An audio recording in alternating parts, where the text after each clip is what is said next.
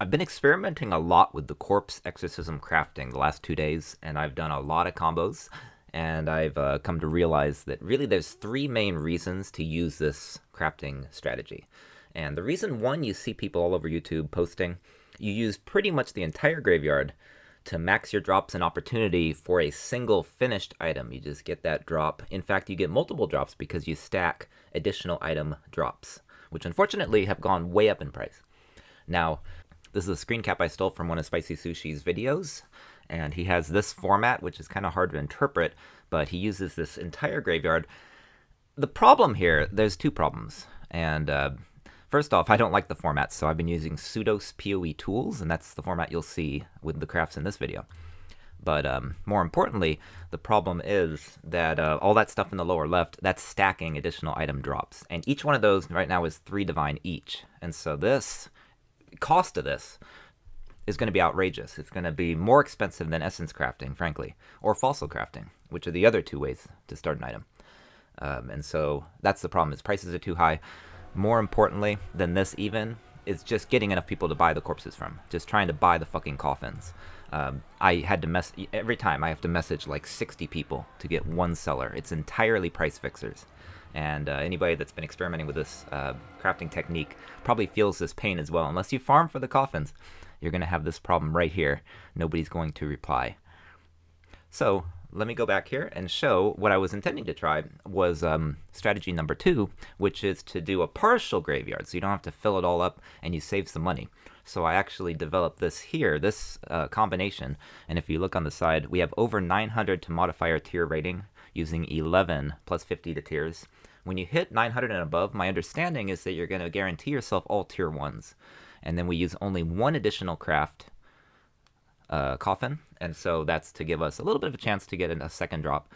And then we really stack up cold, fire, and lightning. The idea of this was to use it on a bow, of course, to try to get a tier 1 max LE bow prefix base, so that that could be finished then to the traditional way with meta crafting and harvest crafting pretty much, or possibly veiled crafting.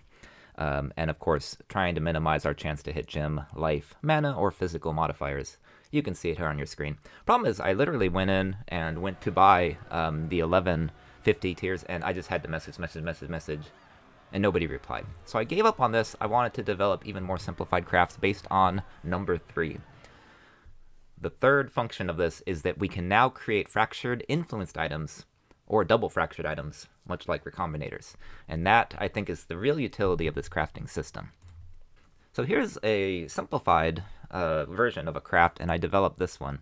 Column effect coffins are cheaper than row effect coffins, so that's why I put it here, so that we stack column effect, and we use 2 fractured coffins in order to hit over 200% chance to fracture. This guarantees 2 fractures on the base, and we're using a Conqueror corpse, so that we are trying to, frankly, hit Hunter. We want to hit Hunter, and then for this particular setup, we're doing it on a Quiver, and I'm stacking Chaos.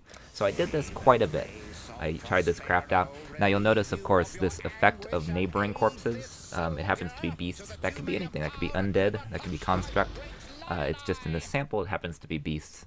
And that ups those fractures so that we hit that 200% guaranteed. In fact, it's 207, so very tiny chance to get 3 fractures.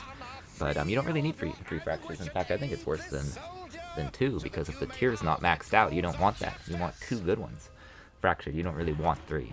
So this is an example tactic to use with this strategy, right? You can replace Chaos with anything you want. You don't have to do this on a Quiver. And in this case, we're doing Quiver, and we're doing Chaos to try to get the Hunter base. And the reason, of course, is Chaos damage over time multiplier fractured, and maybe Chaos Res fractured, why not?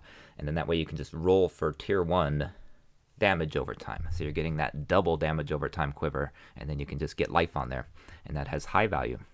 Now, only once did I hit Hunter, and it's not shown here, and unfortunately the Hunter did not hit the Chaos damage over time.